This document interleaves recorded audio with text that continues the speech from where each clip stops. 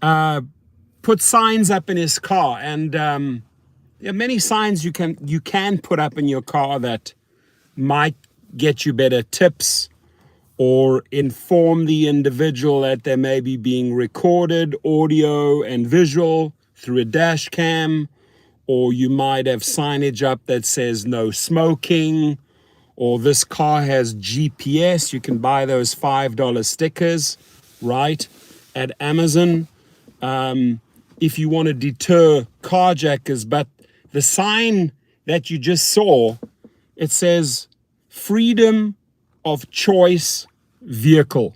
If you want to wear a mask, I will wear a mask. If you don't want to wear a mask, I'm fine with that.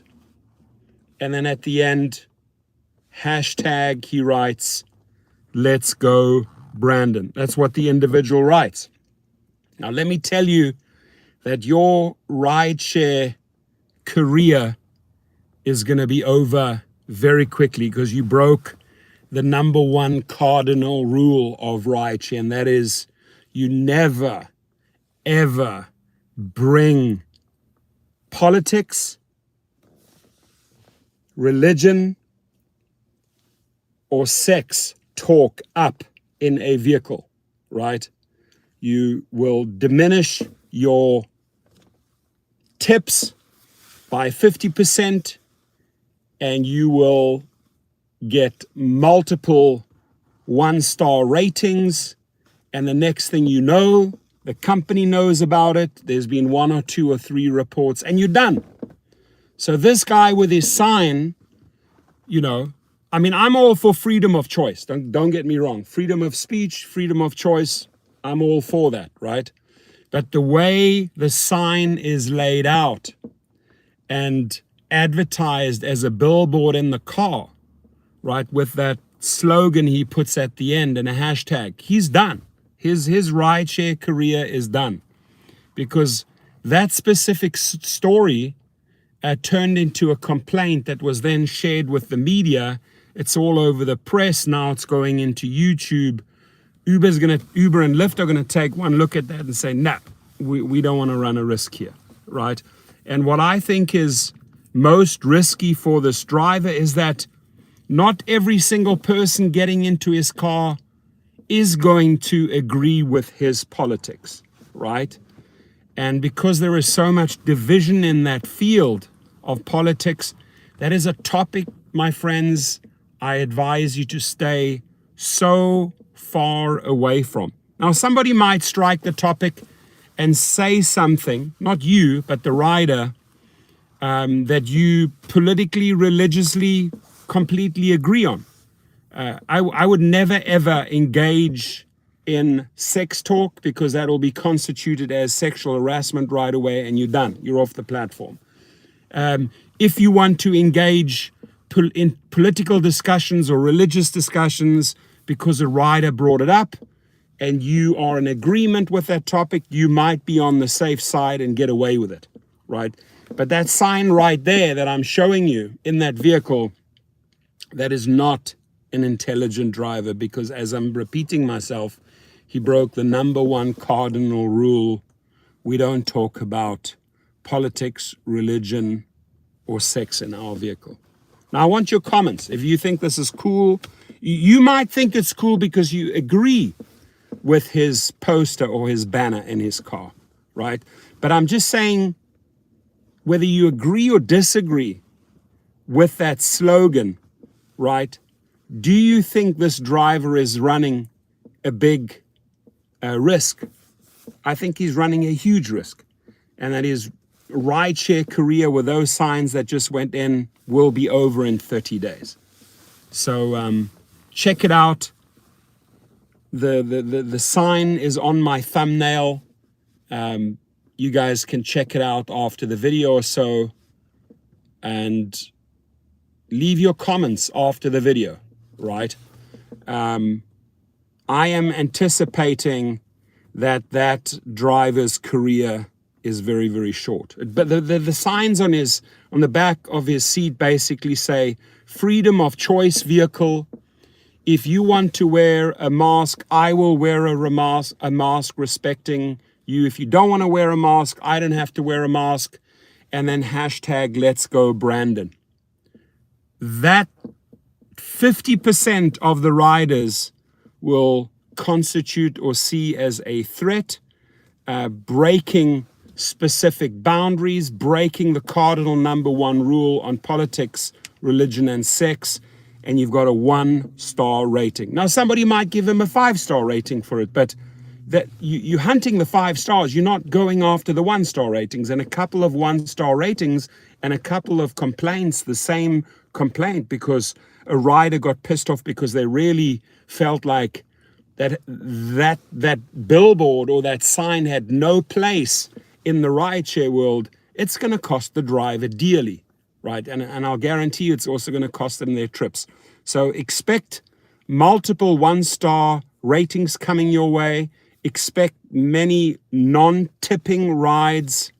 I just wouldn't do it. I would not run the risk, right? I once went to a hotel, and the person that booked me said, "Oh, you are picking up," and this was through the entertainment company, right? They said, "Oh, you're picking up a famous film director." I'm like, okay, big deal. I drive a lot of these type of characters. And then I get down there in Beverly Hills, and it was Harvey Weinstein, right? And this was at the Peninsula Hotel. And I drove to another meeting, and a couple of comments by this guy. He's a big fat pig, right? And, I'd already heard some of the stories. Later on, it got way, way worse for him. But this guy was embroiled and entangled in all of these sex stories, that he had sexually abused women. And believe me when I say, I was not happy to have this guy in the car. And I let the company know that. I said I never want to be matched up with him again. And I made them pay for that trip a lot, right? And they asked me if I'd drive him again. And I said, absolutely not. Because, it's just, I'm not going to support that type of behavior. And I'm not going to support that type of human. I'm not going to drive that type of human, because he makes my blood boil, right? So, long story short, when they want to talk about politics or religion or sex, doesn't matter if it's a male or female rider, you can diplomatically always steer away from the topic. You don't have to engage. You don't even have to say, "Oh, I feel too uncomfortable talking about that." Or, "You know what, I don't discuss politics or religion or sex in the car. I don't."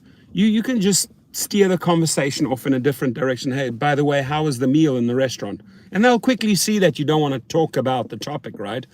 But I suggest, if you don't want 1-star ratings, if you don't want people to not give you a tip, then stay away from that. And again, after this video, go back, take a look at the banner that the guy put in the vehicle, and then leave your comment. Now, I do want to throw in that March the 17th is coming up soon, St. Patrick's Day. I'm really excited to see no one tips. That, Seth, right now with these ultra high gas prices and high costs and everything, you're right. Especially in the UberX or Lyft regular, not many people tip. My private clients, this is interesting. My private ultra wealthy clients are tipping me more than ever before. A, they've got the money, and B, they understand that the prices are going through the roof, and then I'm paying, $5, $50, $6 at the gas pump. So they've been tipping me more. I mean, I got some big tips today, and here I am waiting on a client. Took them here in Calabasas, 2 hours waiting, driving them back, and I know this individual.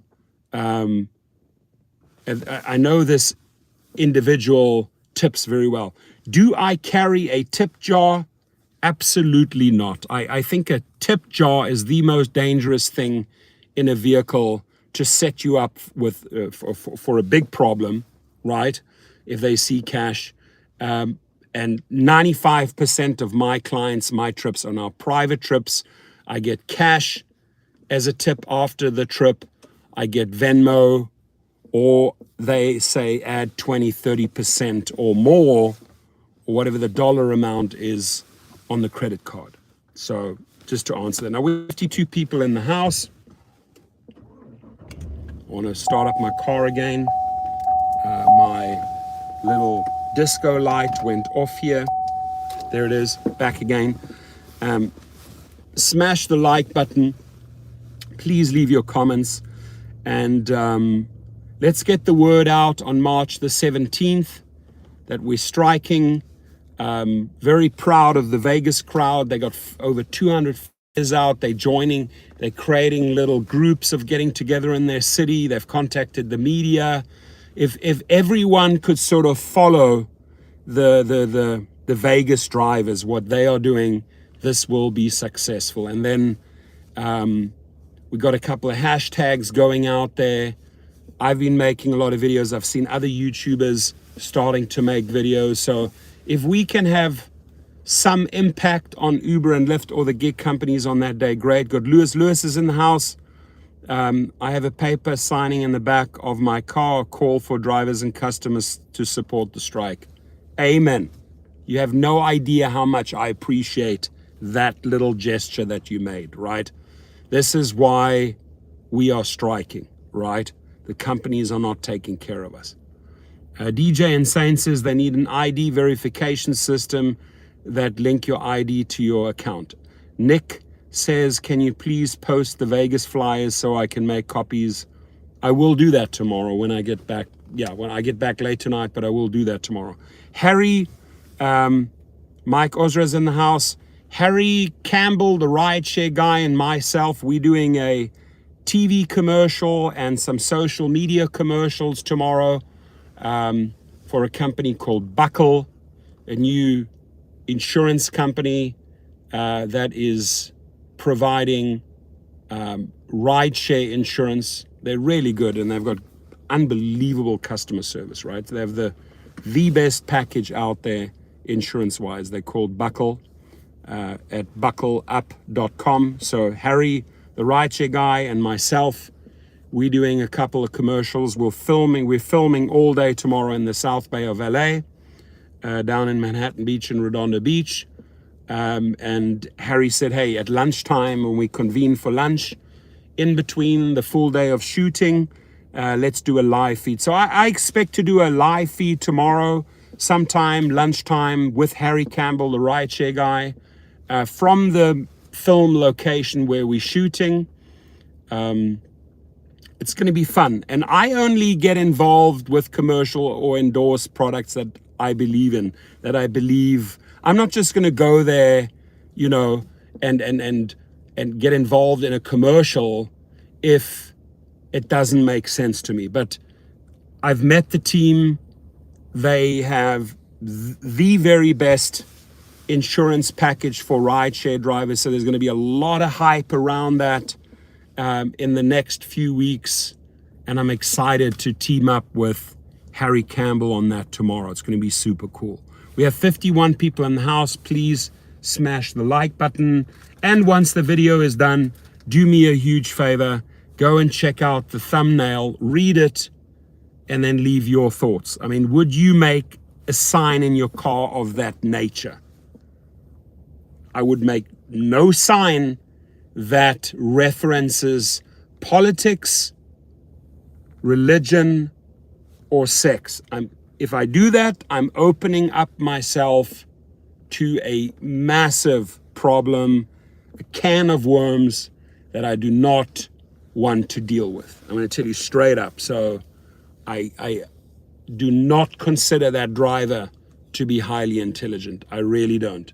Now, there have been some people in these videos that we've made on the strike. They're like, oh, go, let the drivers go strike. I'm going to make a killing that day. I'm going to make a fortune. You're not going to make a fortune, because right now the companies are not paying a fortune. Even if this is a better day than any other average rideshare day, you're not going to make a fortune. And remember, St. Patrick's Day, correct me if I'm wrong, probably David in the house, probably the biggest drinking day of the year, right? Just alcohol consumption, right? What does alcohol consumption result in? People throwing up in your car. I will guarantee you that out of the 365 days of the year, March the 17th, St. Patrick's Day, is the highest puking day in your car, right? So taking that into consideration, and you guys know how much it costs, right? If you have to clean up that mess, the costs that they reimburse you for someone vomiting in your car because they've had too much alcohol, let's say on St. Patrick's Day, it's not worth it. The stench stays in there for days. You're going to get a lot of one-star ratings. You're going to get unhappy customers because they hate the smell. You're going to be unhappy because you constantly want to throw up from that awful smell, especially if it's a little bit hot in your car.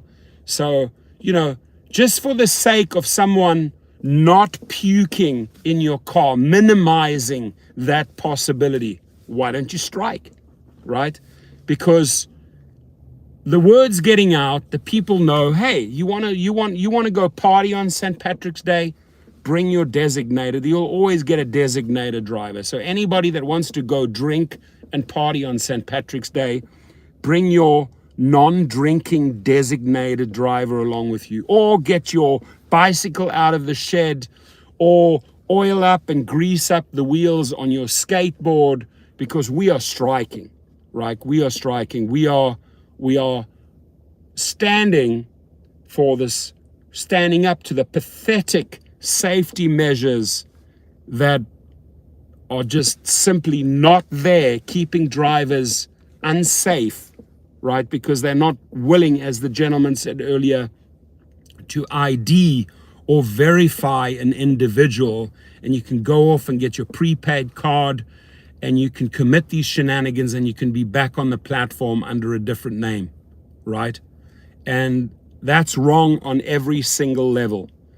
And companies like Airbnb, if you wanna book a place, well, they're gonna run a check against you. They don't want any criminal or thug going into a house stealing TVs. No, they check you, right? They spend a little money on checking who's gonna rent that Airbnb from you. So if there's ID verification and a background check from Airbnb, why can't Uber and Lyft do that, right?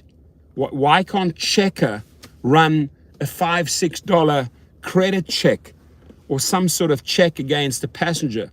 We vetted. I mean, they're expecting our photo, right? They expect our name because they want to verify it's us. They want to verify our face. They want to verify our license plate. They want to make sure we have a background check, because apparently they're not going to get into our car if we are not the real deal. So if it's good for them, I ask you, why can't it be good for us?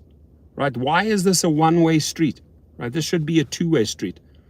You verifying and doing your work on a driver, it's got to be both ways, my friends. So Mark Riga says the gas price in Ohio is $4.09 right now. Joseph C., do you guys listen to podcasts with riders? Certainly do. Roger Fidel got my email. I believe I got your email, Roger. I think I've received several emails from you in the past. You can shoot me another one. Now, DJ and saying how much gas? Well, I filled up at $5.69 today. $5.69. I put $100 in. I didn't get much. For me, this is the way I see it. It's just my opinion. I find it horrific what's going on in Ukraine. Again, I have a lot of good Russian friends, right? I know a lot of good Russians and a lot of good Ukrainians here in LA and abroad, overseas. I worked in Russia for 9 months when I was working for a German company. I was in Novograd-Volynsky, right, just 80 miles outside of Moscow. So, and I was carrying bags and bags of cash, paying thousands and thousands of workers, because the German companies, Hochtief and Philipp Holzmann, they built all the Russian housing for the soldiers when East and West Germany unified. And 300,000 Russian soldiers were brought back to Russia, and they had to have housing. So the company that I worked for built that housing. So I was in and out of Russia a lot. I know it well. I made a lot of money in Russia. When the walls came down, I brought 2 or 3 truckloads of clothing. I made about $300,000 in Russia.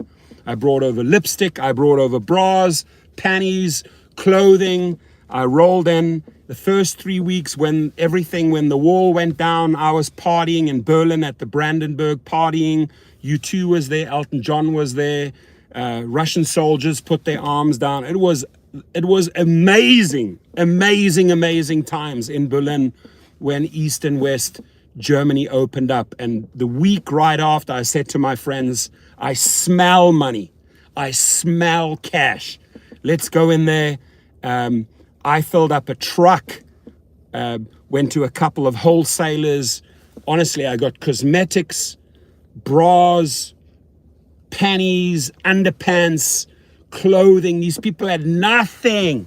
I went to a marketplace 80 miles outside of Moscow, and I probably made like $300,000 profit in 2 weekends. The people were pulling the stuff off the car. I went with 5 German guys, paid the guys at the border, at the Polish border, drove the truck in, went to a marketplace and sold everything when the wall went down. Made a lot of cash. I tell you what, 2, 3, 4 weeks later, a lot of Germans were over there making a lot of money. So listen, if you smell money and you know how to make money and you're willing to take a risk and you're willing to put some money up, you can make a lot of cash. Those were my wild days, my crazy days.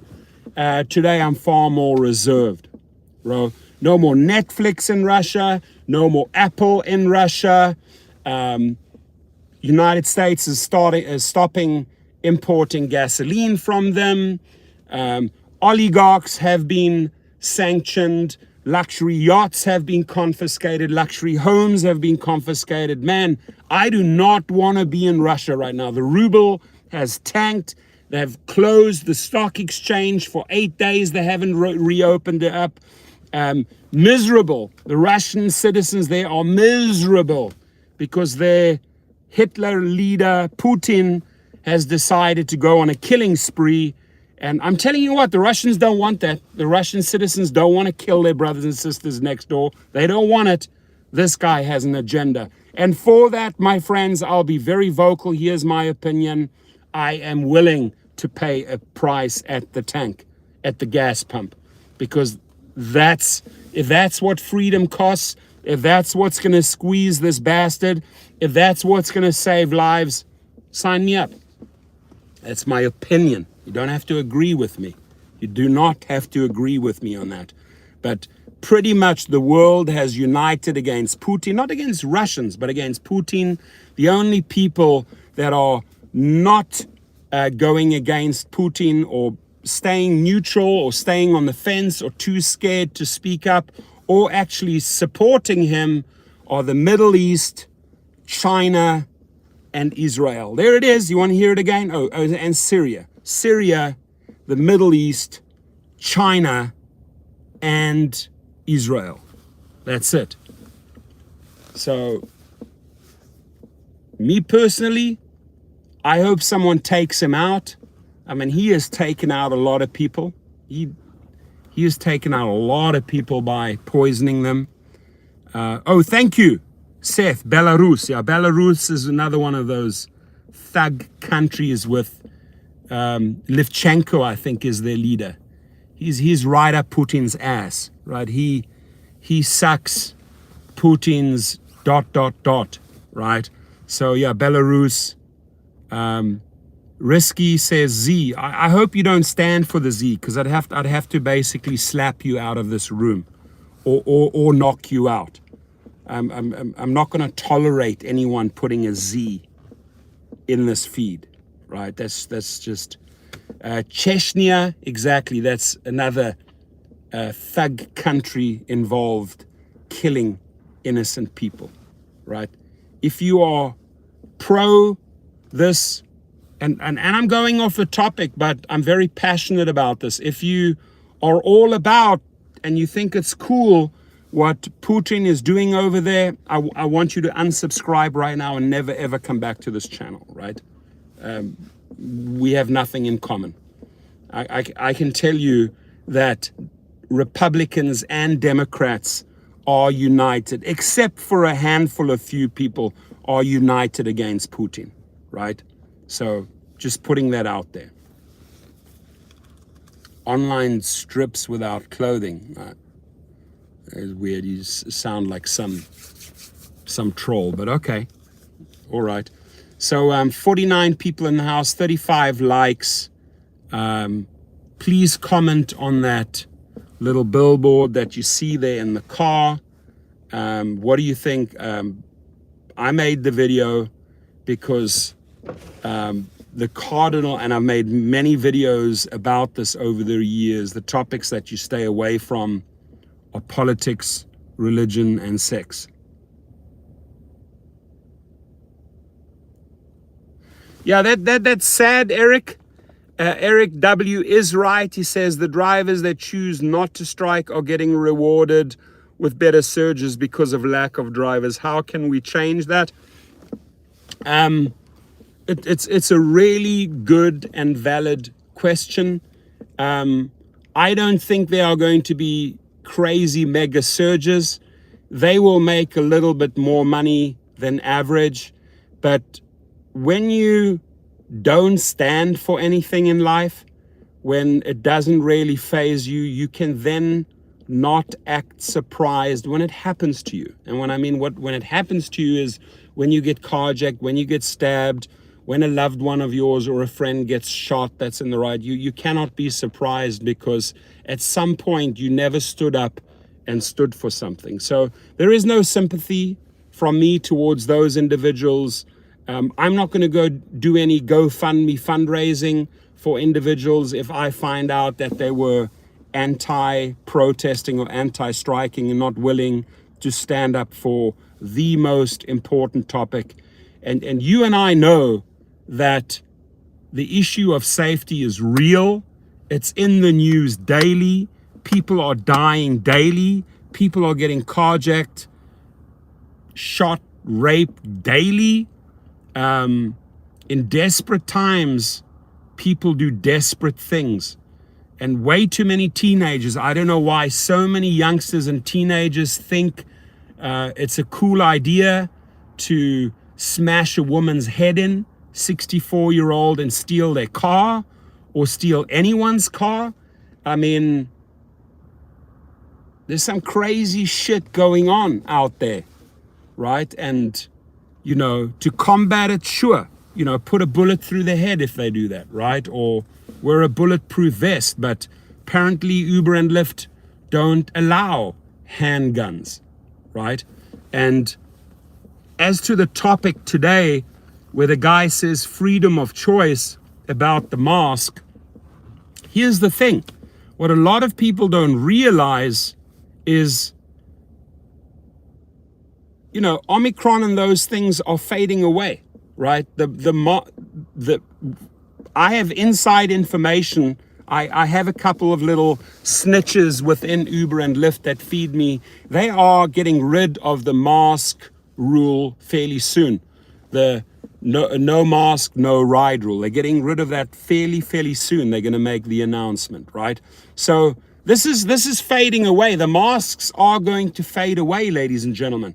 We don't have to make the whole mask thing an issue. For right now, there are set rules in place for rideshare drivers, and it puts a lot of rideshare drivers in very, very dangerous situations, because when the company says no mask, no ride, and they've even emailed and announced that and remind the rider, no mask, no ride, no mask, no ride, many of the riders say, F this. I'm not wearing a mask. Well, you're getting into a car without a mask. The driver has to do the right thing. He has to follow protocol. If something goes wrong, or if there's a selfie taken of the rider that needs to identify whether they are wearing a mask and they're not wearing a mask, the driver can pay the price. The driver will be the one that'll get deactivated. So the driver is constantly put into a dangerous position over masks, whether he or she likes it or not, right? So this wear a mask, no mask, no ride rule is setting us up for a lot of failures, fights, arguments, right? We have to sort of try and always be politically correct about the whole thing, right? But do me a favor, this is not going to go on much longer. They are getting rid of that rule very, very soon. Very soon you will see there's not just 3 people, 4 people. People are going to be sitting in your passenger seat, and it's going to be back to normal because the infections are down. It's fading away. This is opening up, right? People are going back to work, going back to the office. Planes are flying again. Economy is going again. Uber and Lyft say rideshare is up like crazy. Riders are booking like crazy. And believe me when I say it's going to be a few weeks and that no mask, no ride rule that they made up, not you, but that they made up is gone. So try for the next few weeks to not get into arguments with people. Don't put those type of signs in the car that are just going to create havoc and 1-star ratings and fights, right? It's just, I always find it sad that you're pulling up and someone gets into your car without a mask and you say, hey, excuse me, sir, you got to wear a mask. The company says you got to wear a mask. And a big fat argument breaks out and it's probably you that's going to be deactivated, right? Over them. They're gonna keep that rider because that's a paying rider, right? They don't want to lose that rider. You think Uber and Lyft cares if the guy or the girl gets in the car with a mask or not, or without a mask? They want to keep that rider, but they can replace you, right? That's why the deactivations are through the roof. That's why we're signing up so many people at Gig Rocket and helping them to get reactivated, because there are so many wrongful terminations about this whole bullshit mask topic. The company set up this rule, right? Oh, take a picture of yourself, right? But here's the thing. Don't get in the car without a mask. No mask, no ride. No mask, no ride. We didn't invent that. The companies invented that, right? And maybe right in the beginning, COVID-19 and Delta probably was a good idea that everyone was wearing a mask so people wouldn't get sick and die, right? It's fading away now. And people don't want to wear the mask. And it's putting you in a tough spot. And fights are happening in the car. Crazy shit is happening in the car. Every single day I read about it, right? So let's be a little patient. I'm going to tell you right now that no mask, no ride rule will be abolished by Uber and Lyft in a few weeks, according to some insiders. And guess what's coming back? Pool trips and shared trips, right? Both Uber and Lyft are reintroducing that already again. So it sounds like we almost, Melbourne, Australia in the house. How are you, buddy? Carlito is in the house. How many hours difference? What time is it overseas in Australia? What time is it in Australia? Adding cannabis scent to masks helps customers be happy. Yeah, F pool riders, dude. I cannot. Listen, I did one or two, I think I did 2 pool rides back in the day when I tried out UberX. And on the second one, I almost had the biggest brawl in the car, right? Because the 2 people in the car did not see eye to eye. And I said, oh my God, this is a freaking disaster. This is a disaster happening here. This pool ride bullshit has got to stop, right? There's no money. You're doing extra work. They making the cash, right? Way too much hassle as Mr. Banner says there, way too much hassle on a pool trip, not enough money, too much extra driving, and you got these two different energies in the car. Like, okay, worst case scenario, you got two different gang members from opposing gangs in your car. Or you got one ultra stinky body, like with bad body odor, and another guy sitting right next to him like, dude, you stink. What do you do? What do you say? I said, I stink? F you, no, F you. Boom, boom, boom, boom, in the car. Over a frickin' pool trip. Come on. Not worth it. Not worth it. Absolutely not worth it. I like the guy's emojis there. Sharing a lot of love there. That's awesome. Thank you. Much love and respect from California, by the way.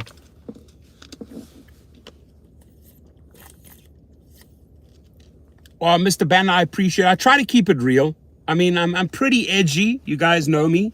I'm pretty edgy. I'm not afraid to take these guys on. Like, I have a little bit of a different upbringing and a little bit of a different attitude and a little bit of a different outlook on life than the average individual. But I can tell you the one thing is I'm not afraid to confront these people on the real issues, right? Really not afraid.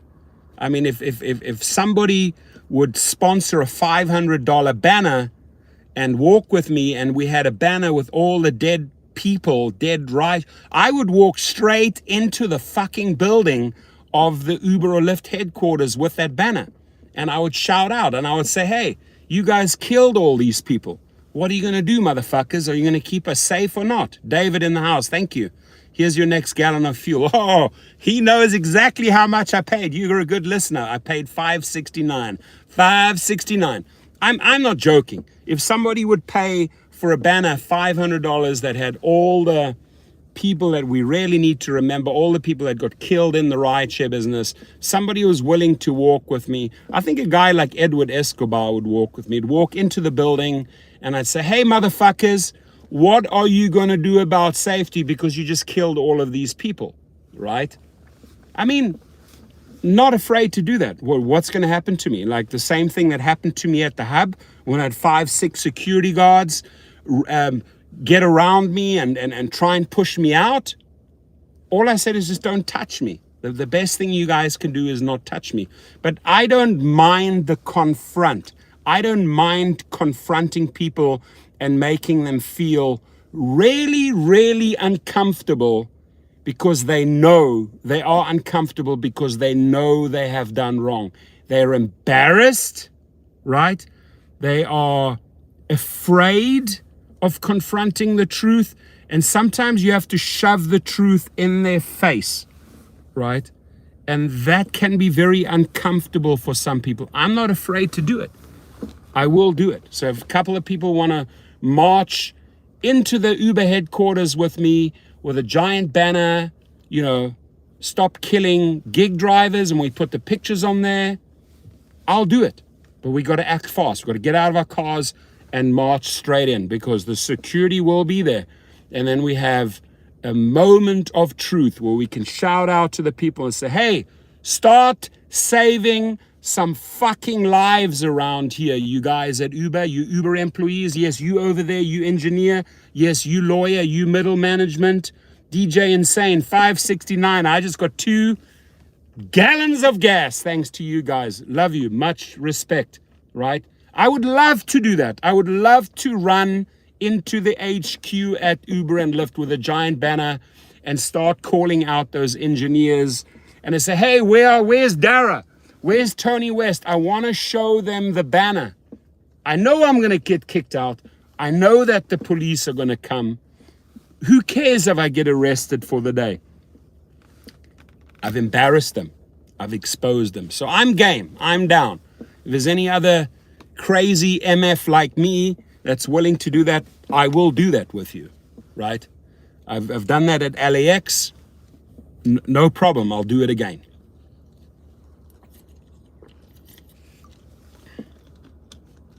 So yeah, I'm excited.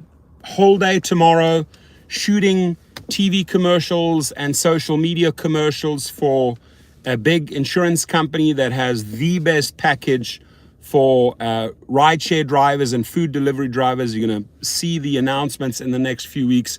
And I get a team up with my friend Harry Campbell, the rideshare guy. We're going to be filming all day long. Should be fun. Michael says, hey friend, I emailed you about getting my Lyft account reactivated a few weeks ago, but I never heard back from you. Well, here's the thing, Michael. Let me be very upfront. I usually reply and say, hey, enroll in the course, right? Because in order to get your account reactivated, you have to activate attorneys and you have to get the right letters, right? So there's only so much I can do, but to get the real guns out and to put the pressure on Uber and Lyft because they deactivated you, you got to sign up for the course. And if $89 is too much for certain individuals, I'll respect that.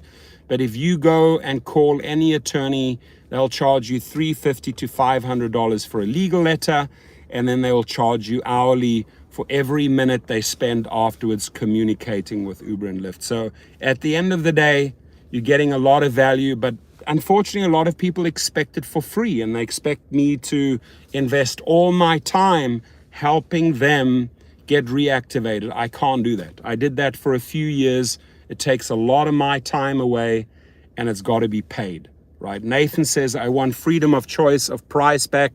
Yes, sir. Freedom of choice of price. Prop 22 promises on national news and how Uber manipulated and lied to us. So Nathan, you're on the frickin' money, my friend. You have nailed it 100%. They promised you and gave you the multiplier. They promised you independence, that you could set your own rates. Temporarily, the drivers were enjoying it and making money. They took it away from you. They said you would be able to see where you go. You could do that for a few months. They took it away from you. Proposition 22 was a big bullshit lie. And Californian drivers are upset about that. And they're trying the same formula with Washington. They're trying the same formula with Massachusetts. They're running the same type of TV ads. I just hope that the residents and citizens of Washington and Massachusetts learn what happened in California. We were conned. We were conned. We were promised the golden goose, and they cut the neck of the golden goose. Good question. Why don't I start my own company to go up against Uber and Lyft? Here's my answer. If you running 3 companies and they are doing well, I don't want to change my formula.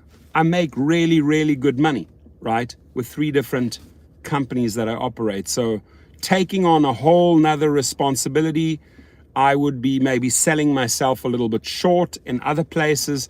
And the other thing is that I am on the board of the Canadian co-op, the local driver co-op, and I have helped them raise over $12 million, right? And we are rolling up some pretty cool stuff. In fact, we are already doing food deliveries in Canada. And, next step, obviously, the United States. But we got it off the ground. Our apps in Canada are running. We're already making money in Canada with food deliveries. And now we're transitioning into rideshare. And then we're going to come across the borders into the United States. So I've worked 3 years on that, raised a lot of money with them, put a fantastic team together, great engineers, treated the people well. And here's something I want to share with you, because I will be making a lot of videos about this, is that the Canadian restaurants in the few towns that we're already delivering there, right? A, we're making money, unlike Uber and Lyft. We're actually making money. B, the food delivery people are making way more money than they did with Uber Eats or anything else, so they're coming to us. And C, most importantly, the restaurants are not parting with 25 to 30% to Uber Eats and those companies, so they are giving the middle finger to Uber Eats. In fact, they are running our commercials, because you can do that in Canada by law. They're putting our commercials in the Uber Eats bags. Listen to this. We are actively putting our ads into Uber Eats bags, and we are recruiting the restaurants away from Uber Eats. This is happening right now in a handful of cities that we're doing pilot projects in Canada. So I'm mega proud of what we've achieved over 36 months, right? The money we raised $12 million. We didn't raise $6-7 billion like Travis Kalanick, but we already out of the gate are making money. Money for us, the company, the co-op, more money for the delivery drivers. They're leaving Uber Eats, and the restaurants are happy. The restaurants are actually working with us and getting rid of Uber Eats, and that's the beginning. So we're testing the waters. It's going well. The first few months are looking really, because we're running it like a company and we are treating the people well. And this pilot project right now on the streets in Canada, we're kicking Uber Eats ass. We're kicking Dara's ass in these few cities, right? So wait until we put that on steroids. So good that the people all signed up for the co-op, the local driver co-op, that they've enrolled in Chicago, Miami. It's good that you've signed up there, because when we do roll out, you're the first people to know. So I am so mega proud of our achievements working as a team tight for 36 months, writing up the business plans, programming the apps, working with engineers, talking, educating the restaurants, recruiting local food delivery people. This is happening in a handful of cities in Canada already. Thank you. Appreciate it. It feels good. It really does feel good. So I'm part of that. It's not my company. It's definitely not my company. But I am one of the executives, I'm one of the directors on that team. And I am responsible for rolling this out, right? And for business development and for a few other sectors. So it's cool. It really is cool. DJ Insane. I love that name. DJ Insane. Uber is the new Enron company that scams the people investors. Couldn't have said it better. Mr. Bander says, name of the company, the Local Driver Co-op. Look them up. Local Driver Co-op. Google that. Local Driver Co-op. And you will see they're based in Canada. You will see the pictures of us already operating in Canada, making money. Michael says, if I went through legal rideshare and they mailed a letter out to Lyft on my behalf and that didn't work, would your course work? So here's how we are very similar to legal rideshare, and here's how we are different to legal rideshare. So legal rideshare, I believe, has a very generic approach. I think, correct me if I'm wrong, it's about $25 or $30. And by the way, Bryant Greening, the main attorney at Legal Rideshare, is my friend. So this is Legal Rideshare is a great company, right?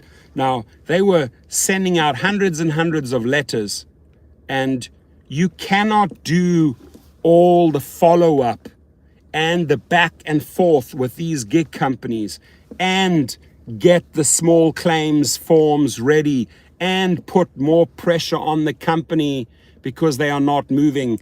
Lyft generally cooperates way better with us than Uber, right? But you cannot do all of that for $25. So in the scheme of things, the letter goes out, the company says, screw you, I'm not going to act on the letter. If there's no follow-up, if there's no additional pressure, if there's not the threat of a small claims court filing that is looming against the company, they will not budge, right? So they went in with the greatest intentions. They showed us the path, Legal Rideshare, and all I can say to answer, we've perfected the model and we're having a far higher reactivation rate. And especially if they don't want to cooperate and we actually get the driver to file the forms, we send you the forms, we show you how to prepare them, and you walk down to the court, you file them, you serve them. At that point, it gets very, very expensive for the company. At that point, you start negotiating your account back. So our system is just, it's the same, but it's different.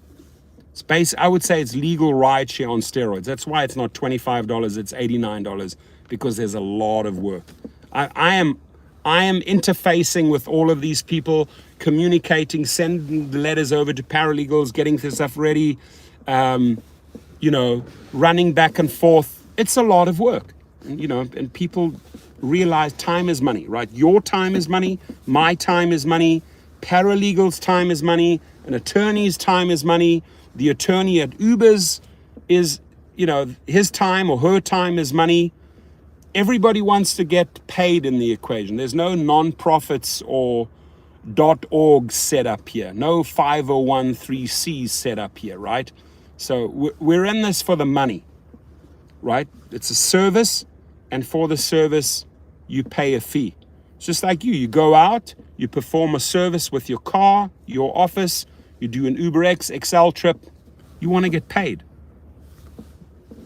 Problem is they're taking 60% of your money, and the other problem is you have these exorbitant gas prices that are chewing into your profits. So enough said on that one. Let's see, what is the message there?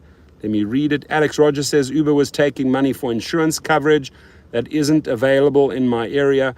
And by the way, Alex, you're going to like Buckle's new program. I'm going to reveal a lot about Buckle in the next. You can go to buckleup.com. Socialism and communism definitely aren't the answer, though, Chief. Never said that was the answer, right? Never said that. So you got to really understand what socialism and communism is. Communism is what the Soviet Union was prior to the 90s. Communism is pretty much wiped out worldwide. There's only a few countries that are sort of semi-communistic states, right? China semi, Russia semi, maybe Belarus a little bit, but throwing out those big words, the USSR, right? USSR. Oh, I already said it a week ago, $7, right? My $7 mark is just around the corner, right? Yeah, thank you, DJ, in saying Korea would be a very, very, North Korea, not South Korea, North Korea. Let's make a very clear distinction there. South Korea definitely understands what capitalism is about. South Korea is a very, very, very wealthy country. North Korea, not so much. Mr. Pyeongchang Hong Chong Wah, that little fat fuck there in North Korea, I would call that guy a communist, yeah. 54 likes, I like it already. And folks, I just want to make it clear, I don't want to pretend to be an angel with a halo. I'm not, right? I'm not like, oh yeah, here's the little rideshare angel. No, we mix it up, we keep it real, we got a brawl. Scott Tucker, I hope you are wrong, but Mohammed, it is happening, my friend. Let's get ready. The gas price went up to $140 a barrel. It's going to go higher. The Saudis, the Emirates are perfectly fine with that. They're making more money than they've ever made before. They don't want to adjust or intervene and bring the oil prices down. The Saudi Kingdom and the Emirates are making cash like there's no tomorrow. No tomorrow.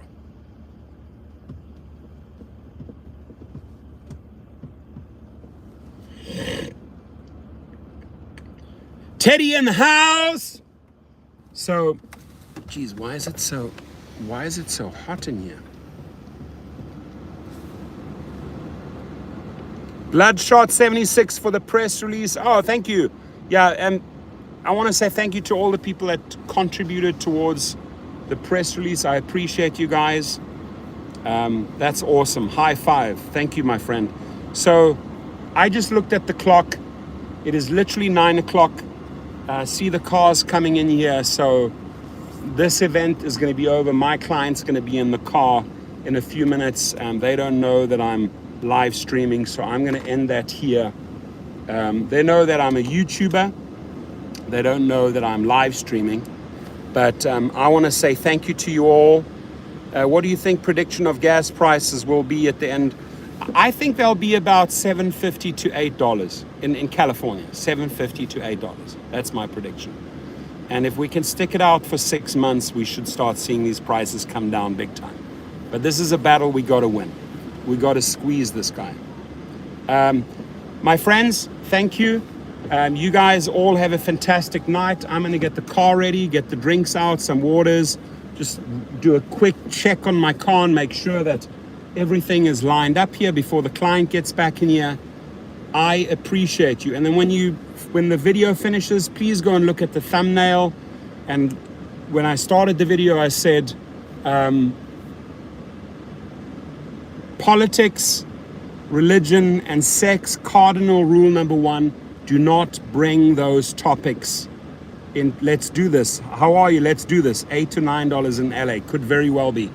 Do not bring those 3 topics into the car. Stay away. If you want to avoid deactivation, if you want to avoid no tips, if you want to avoid complaints and 1-star ratings, stay away, please. Please promise me, stay away from politics, religion, and sex talk.